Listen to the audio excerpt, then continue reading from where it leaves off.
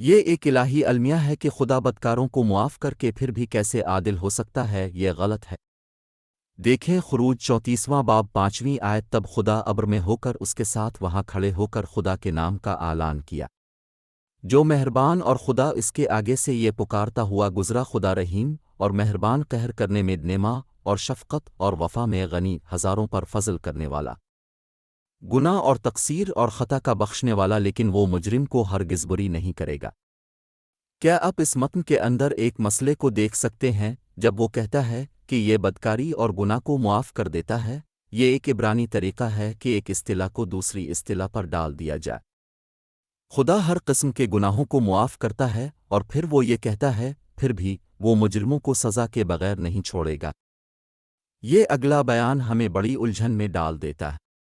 اب دونوں چیزیں کیسے حاصل کر سکتے ہیں؟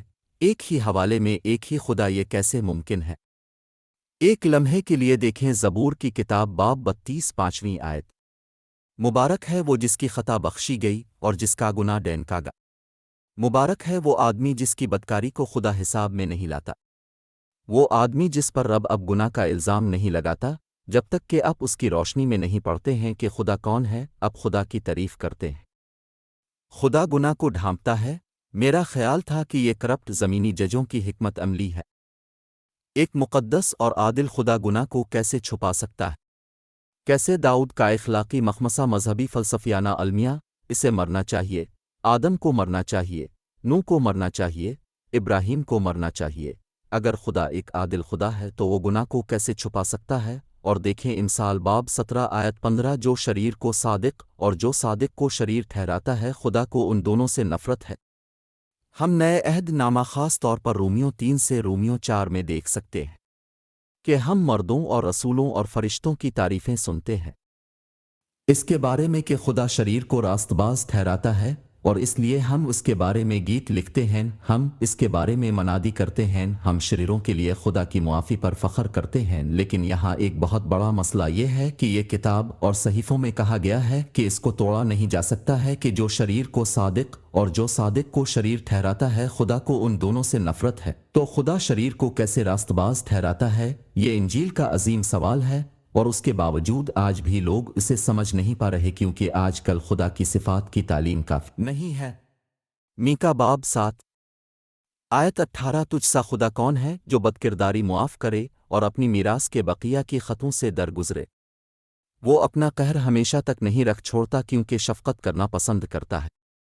وہ پھر ہم پر رحم فرمائے گا۔ وہی ہماری بدکرداری کو پامال کرے گا اور ان کے سب گناہ سمندر کی تہ میں ڈال دے گا۔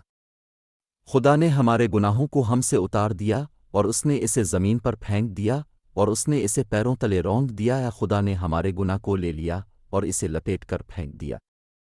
سمندر میں دوبارہ کبھی نہیں دیکھا جائے گا، اور ہم خوش ہیں، لیکن اس کا کوئی مطلب نہیں ہے۔ اگر اس کی تشریح مسیحی الہیات کے ذریعہ نہ کی جائے تو خدا نے آپ کا گناہ اب سے نہیں لیا، اس نے آپ کے گناہ کو نہیں اتارا کہ اسے زمین پر پھینک دیں اور روند دیں۔ اس نے آپ کے گناہ کو ایک غیر شخصی چیز کے طور پر نہیں اتارا اور اسے سمندر میں پھینک دیا۔ اس المیہ کا جواب اس میں ملتا ہے، خدا نے آپ کے گناہ کو اب سے اتار کر کامل مسیح پر ڈال دیا اور اسے غضب کے پاؤں تلے روند دیا۔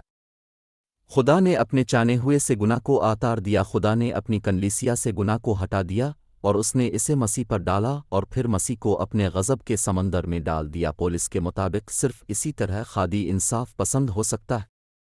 شریر کو معاف کرنے والا اس لیے عادل ہے کہ ایک فدیہ ہے، کیونکہ ایک کفارہ ہے، یہاں ایک قربانی ہے جو اتنی پاکیزہ، اتنی طاقتور ہے، جو خدا کو پسند ہے، جو خدا کے انصاف کے تقاضوں کو پورا کرتی ہے اور اس کے غضب کو بجھاتی ہے۔